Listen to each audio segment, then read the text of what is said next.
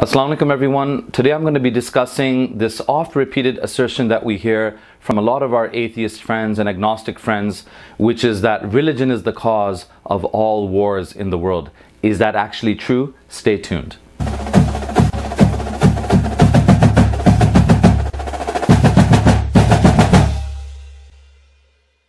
A lot of us Muslims and a lot of the young Muslims in the universities and the high schools are used to hearing atheists and agnostics tell them that religions are the cause of all wars in the world.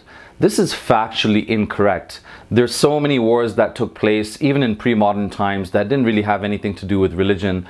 Look at the expansive wars of the Macedonian Empire, the wars of Alexander the Great. These didn't have anything to do with religion. Some atheists will even pinpoint the Abrahamic faiths as being the violent religions, but the ancient Roman Empire was not Christian. The ancient Persian Empire was not Christian. They had expansive wars. When the Persian Empire invaded Jerusalem, the city was drowned in blood. Some Hindus like to pinpoint Islam as the problem in North India, but before Muslims came into India, who was invading who? Hindu kingdoms were invading other Hindu kingdoms. Hindu political powers were invading other Hindu political powers, and they were even destroying each other's temples. In fact, there's a book written by Richard Eaton that addresses this very issue, the issue of temple desecration by Hindus against Hindus. I'm going to be making mention of that book in an upcoming video very soon. In our own times, you can look at the Rwandan genocide, where something like 1 million Rwandans were killed by other Rwandans. It was an ethnic clash between Hutus and Tutsis. Both groups were Christian, and they were not fighting over Christianity. They were not fighting over differing interpretations of Christianity. They were fighting an ethnic war.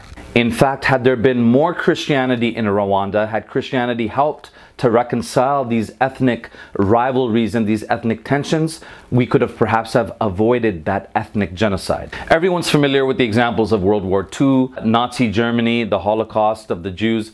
This didn't have anything at all to do with religion. At least it didn't have anything directly to do with religion. The USSR was an example of organized atheism, and look at what they did. In the USSR, tens of millions of Russians and other people were killed by their own government.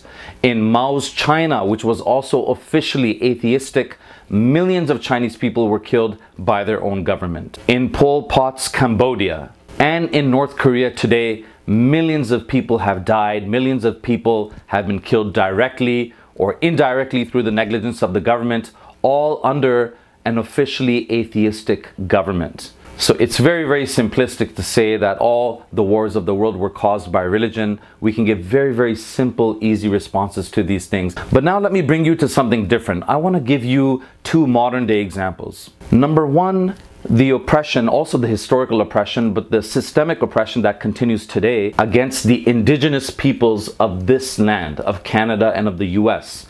Now, if you want to look at the discrimination of the indigenous native people by white Europeans as a religious conflict, you can choose to look at that conflict through the lens of religion if you want to. You can look at that as a conflict that is rooted historically in a religious problem between white Europeans who were Christian or who were Catholic Christian versus the indigenous people of the Americas who were non-Christian. But let me pose an alternative scenario to you. I want you to imagine in a parallel universe, in a parallel timeline to our own, the Christian European colonizers came to the Americas, and when they came to the Americas, they found the native indigenous tribes of these lands to already be Christian. Imagine if the indigenous people of this land were already baptized into Catholicism. They were already Christian. Do you honestly think that history would have unfolded any differently? Do you honestly think that the English would have turned around their ships and said, hey, let's just sail back to England because these indigenous people, they're already Christian. They're already worshiping Christ. They're already baptized. Nothing to worry about. Let's just go back to England. Do you honestly think that that would have happened? When the French came to what would later be known as New France or Quebec, had they found the indigenous native tribes of that land to already be baptized into Catholicism, do you honestly think the French would have said, hey, let's just turn around our ships, let's head back to Paris. We don't want your furs. We don't want your timber. We don't want any of your natural resources. We don't want your beautiful, rich, luscious land. We don't want any of that. We're just happy to know that you're already baptized, that you're already Catholic. We don't want anything here. We don't want to bother you. We're just going to head back to France. If you think that that would have happened, then you'd have to be extremely naive about history. You'd have to be extremely naive about human nature. I say no, that history would have unfolded in exactly the same way. Even had the French and the English found the indigenous people of North America to already be Christian, history would have unfolded in the same way. Those indigenous people would still be living in the little reserves in which they live in today, oppressed and given the short end of the stick in the Canadian system. Now here's example number 2. I want you to really think about this one. The current Palestinian-Israeli conflict that is going on. The Palestinians are Arab, and most of them are Muslim, although some of them are also Christian, and our Western Christian friends often forget about the plight of Christian Arabs. The Christian Arabs are equally oppressed by Israel, as much are the Muslim Arabs. And the Israelis, of course, are predominantly Jewish, although there's a minority that is Arab Muslim as well. So Palestinian Arabs Muslim, Israelis Jewish. If you want to look at that conflict purely through the lens of religion, as a purely religious conflict, you can choose to do that. And you can make that argument. You can make that argument that Islam and Judaism are the key playing factors or variables in that conflict. And just for the record, here's a bit of advice for my Muslim brothers and sisters. I don't pretend that religion has nothing to do with the Palestinian-Israeli conflict. I think this is a cliched thing. I think we will sound as simplistic as the other side if we say, oh, Palestine, Israel, that has nothing to do with religion. That has nothing to do with the fact that the Palestinians are mostly Muslim and the Israelis are mostly Jewish. No. It's just all politics. It's all about land. Well, if you say that, I think that we risk sounding naive and cliched and giving an oversimplistic generalization about that conflict. So on my part, I would acknowledge that religion is a variable in that conflict. Not the only variable, but it is a variable in that conflict. But the point is this, the point is that are our atheist and agnostic friends justified in looking at the Palestinian and Israeli conflict as a purely religious conflict? Well, let's put it this way. Let's come up with another hypothetical scenario or an alternative parallel universe to our own. In this parallel reality that we're looking at now, all of the Palestinians suddenly become enlightened like our atheist and agnostic friends. All of our Palestinian friends suddenly realize that, you know what? Religion is the root of the problem here. We've had enough of Islam. Islam has caused too much suffering. It's caused too many wars. We're going to abandon Islam and just become atheists now. Okay, all of the Palestinians say they're going to stop being Muslim. They're going to give up Islam and just become atheists now. Similarly, all of the Israelis do the same thing. All of the Israelis say, you know what? We've had enough of Judaism. Judaism launched Christianity and Islam. It caused all these problems. Judaism is actually the source of all these problems. Religion is the source of problems. We're going to give up on Judaism. We're going to stop following the laws of the Torah. We're going to stop believing in the Prophet Moses. We're going to stop believing in God. And we too are just going to become atheists. So now you have the Palestinians who are atheists and you have the Israelis who are atheists. Do you honestly believe that this conflict is just going to go away? Do you honestly think that now this conflict is just going to melt away? It's just going to disappear? Do you honestly think that the Palestinians are just now going to say to the Israelis, hey, you know what? Since you are our fellow believers in atheism, or since you are our brothers in disbelief, you know what? I'm just going to pack up all of my things and I'm just going to move my family to a refugee camp in Jordan. You can have my house. No problem, the conflict is over. Do you honestly think that that would happen? You don't have to know anything about history. You don't have to know anything about Islam. You don't have to know anything about Jewish culture or Arab cultures to have the answer to that. All you have to know is a little bit about human nature. All you have to know is a little bit about yourself. How likely is it that you or me are just going to say to someone, hey, listen, you know what? Look, here's my wallet. Here's my wallet. Take it. There's a credit card in it. You can have it. And while you're at it, here's the keys to my car. I don't need it. You can have it. I don't want conflict. There you go. You can have everything.